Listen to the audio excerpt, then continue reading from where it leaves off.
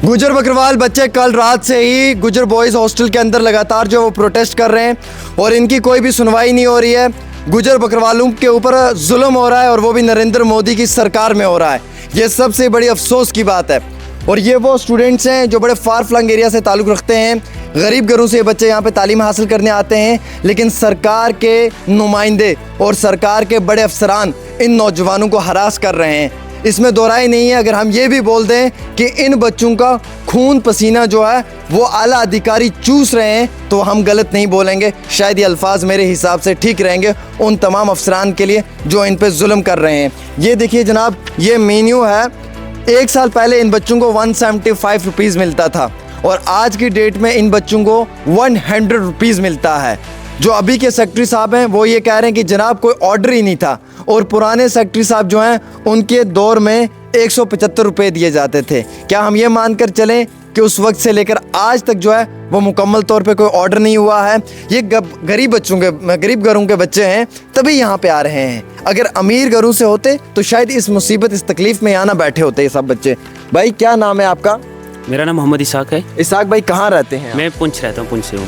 ये क्यों आप लोग हंगर स्ट्राइक पे बैठे हैं, क्या मसला है आपका? देखिए जी, हमने जो हंगर स्ट्राइक है पिछले 2-3 महीने से ये जो है ट्राइबल डिपार्टमेंट में एक बात चल रही थी कि आपका जो मैस मेन्यू है उसको फाइनेंस डिपार्टमेंट से क्लियरेंस नहीं मिली है, तो हम इसको वापस जो एग्जिस्टिंग पिछले वाले रेट से इनको वापस वहाँ पे ले जा रहे हैं। तो अब सरकार ने उसके बाद एक ये नोटिफिकेशन निकाला, उसमें उन्होंने वापस वो कर दिया। अब उसका नोटिफिकेशन करके उसको वो वापस 100 पे ले गए।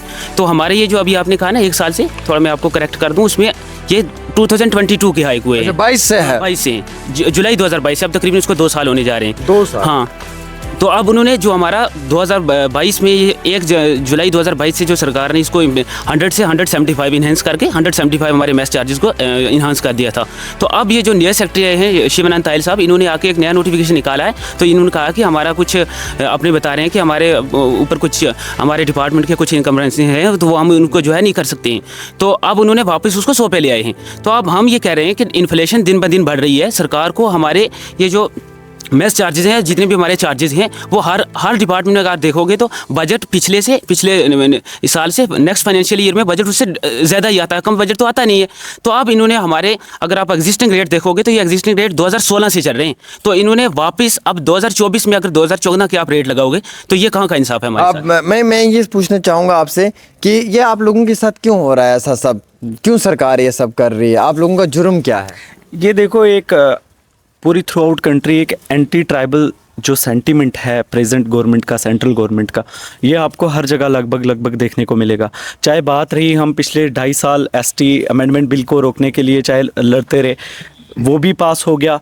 अब वहाँ से जैसे ही सेक्रेटरी चेंज होते हैं, नए सेक्रेटरी के आते ही रेट्रोस्पेक्टिव ऑर्डर इन्होंने निकाल दिया कि 2000 जब से ये हॉस्टल कम से कम 10 साल पुराने रेट्स जो हैं वो लगा दिए हैं। जैसे भाई ने बताया कि इन्फ्लेशन दिन ब दिन बढ़ती है, फाइनेंशियल इमरजेंसी तो नहीं लगी है, स्टेट की रिसोर्सेज पे ऐसी कोई बात तो आई नहीं है कि आपको ऑर्डर जो है वो रेट्रोस्पेक्टिव लेके आपको 2016 या 2015-12 का ऑर्डर दोबारा लगाना पड़ रहा है। हम जो इस आज हमारे इकट्ठे होने का, कल शाम से हम हंगर स्ट्राइक पे हैं और अभी सेक्रेटरी साहब सुबह आए, उन्होंने हमें कोई इंश्योरेंस नहीं दी। उन्होंने कहा अभी फाइनेंशियल अप्रूवल लेनी है, हमें ये करनी है, तो उसमें बहुत टाइम लगेगा। जैसे आपने सवाल उनसे पूछा कि आपसे पहले 175 रुपये थे, आपने आके 100 रुपये कर दिए, सर ये कैसे हो सकता है? उन्होंने कहा हमें जो फाइनेंशियल अप्रूवल नहीं मिली थी। मेरा उनसे अभी ये क्वेश्चन भी है, अगर फाइनेंशियल अप्रूवल नहीं मिली थी, पिछले 2 साल से कैसे मैस उसी रेट में चल रहा था बिना फाइनेंशियल अप्रूवल के? कोई फाइनेंशियल कोड भी तो है ना स्टेट के, फाइनेंशियल कोड्स होते हैं, एक पैसे का हिसाब होता है। अगर ऑर्डर नहीं था तो ये क्या है? अगर ऑर्डर नहीं था, सेक्रेटरी थे ना, तब कॉम्पिटेंट अथॉरिटी बैठी हुई थी जिसने ये ऑर्डर निकाला था, उसके हिसाब से 2 साल मैस चलता है। जैसे ही न्यू सेक्रेटरी आते हैं, क्यों दोबारा से 100 रुपीज़ पे मैस चला जाता है? हमारी कोई डिमांड जो है उन्होंने हमें कोई अश्योर नहीं की, उन्होंने सुनी नहीं। हमारी हॉस्टल बिल्डिंग है जो हम हर महीने का 5 से 6 लाख रुपए यहाँ पे करते हैं, हमारी बिल्डिंग नहीं बन सकी अभी तक। क्यों? आखिर ऐसा क्या है कि यहाँ पे 6 लाख रुपए महीने के रेंट दो, हम साल का इतने पैसे देते हैं कि जितने 2 साल की जितनी हमने यहाँ पे रेंट दिया होगा 5 साल, उतने में हमारी 2 हॉस्टल की बिल्डिंग्स बन जाती हैं। हमारी एक वैन है जो हमारे यहाँ एम्बुलेंस के लिए हमने स्ट्राइक करके ली थी, पिछले 1 साल से खड़ी हुई है, उसका इंजन सीज हुआ है, किसी ने उसमें 1 लीटर पेट्रोल नहीं डलवाया हुआ। उसके बाद हमारा जनरेटर है जो डीसी साहब ने खुद इनॉग्रेट किया है पिछले महीने, आज तक वो चला नहीं है। डीसी साहब खुद इनॉग्रेट करके गए और आज तक उसमें 1 लीटर पेट्रोल नहीं है। लाइट की अंदर बुरी हालत है। हर रूम में जो वाटर सिस्टम है, वाटर सप्लाई सिस्टम है, इतना गंदा है कि हर रूम में पानी भरा हुआ है।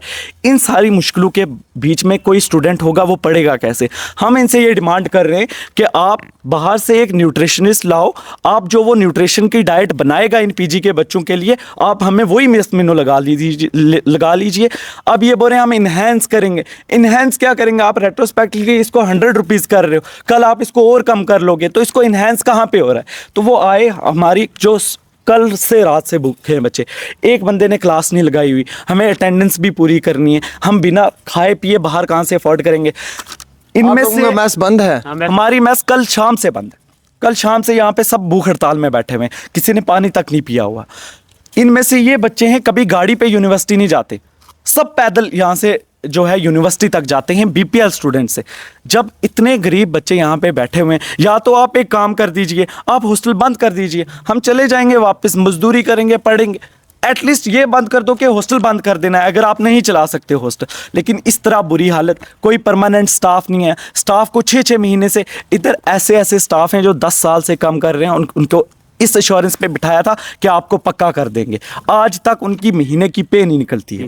इतनी बुरी हालत है हॉस्टल में। अगर पूरे ट्राइबल डिपार्टमेंट की हालत बुरी है, ये पूरे हर हॉस्टल में यही है, हर हॉस्टल में यही है। बाहर छोटे बच्चे जिन हॉस्टल्स में जहाँ पे 175 मेनू लगा था, हमें बच्चे बताते हैं, जब छोटे भाई हमारे मिलते हैं वो हमें बताते हैं कि हमारे यहाँ तो कभी इम्प्लीमेंट ही नहीं हुआ। हमारे यहाँ तो 175 जो ऑर्डर यहाँ पे इशू है, यहाँ पे सेकंड यहाँ पे लिखा हुआ है कि मटेरियल एंड सप्लाई यूनिफॉर्म, यहाँ पे 5500 रुपीज़ जो हैं पर पर्सन मिलते हैं, आज तक नहीं मिले हैं। स्पोर्ट्स का यहाँ पे कोटा आता है, एक बार एक छोटा नेट जो होता है क्रिकेट का वो नहीं दिया हुआ इन्होंने। अच्छा मुझे ये बताएं, आप नौजवानों की क्या डिमांड है हुकूमत? हमारी डिमांड ये है कि पहले जो हमारा, हम नई डिमांड्स नहीं कर रहे, हम मेनू के लिए एग्जिस्टिंग डिमांड कर रहे हैं। जो हमारा मैस मेनू लगा हुआ था कल तक, आप उसको रिस्टोर कर दीजिए। जब तक वो रिस्टोर नहीं करेंगे, हम ये जो हंगर स्ट्राइक है ये कॉल ऑफ नहीं करेंगे। उसके साथ हमारे जो कुछ पॉइंट्स हैं, हम आपको पॉइंट्स प्रेस रिलीज में देंगे, जिसमें हमारी हॉस्टल की बिल्डिंग का इशू है, हमारी हॉस्टल की स्मूथ फंक्शनिंग के लिए जो रेगुलर फंड्स को देना होता है वो दिया जाए, ट्रांसपेरेंसी लाई जाए। और जैसे हमारा मेस मेनू का सबसे मेन इशू है, क्योंकि अगर 175 भी आता है उसमें भी कटिंग, तो हम चाहते हैं कि हमारा मैस आउटसोर्स करवाया जाए। और शायद सेक्रेटरी, जो नए सेक्रेटरी आए हैं, उनसे हमने बात करके देखा है, उन्होंने हमारी कोई बात लगभग सीरियस नहीं ली। उन्होंने कहा ये टाइम है, इतना फॉर्मेलिटी टेक्निकलिटी हमें समझा के वो चले गए। टेक्निकलिटीज़ पे हमारा इशू नहीं, हमारा है कि हमारे लिए हमारी डिमांड्स हैं जो इनको फुलफिल किया जाए।